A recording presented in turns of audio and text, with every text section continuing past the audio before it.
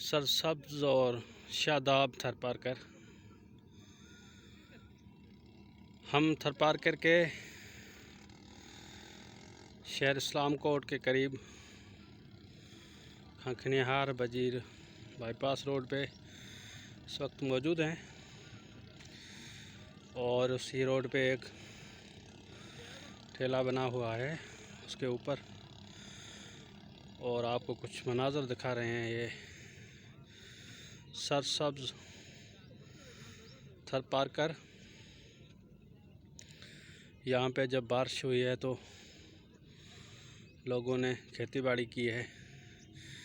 ये जो मनाज़र सारे आप देख रहे हैं, ये खेत के मनाज़र हैं। लोगों ने जो फसलें उगाई है, और वैसे ही सावक हैं जो थरपारकर के जे रेत के जो ठेले, ये भी खूबसूरत नज़र आ रहे हैं। तो ये जब बारिश हो जाए तो थरपारकर इंतहाई खूबसूरत और दिलकश बन जाता है। तो ये खूबसूरत और बेहतरीन मंज़र हैं।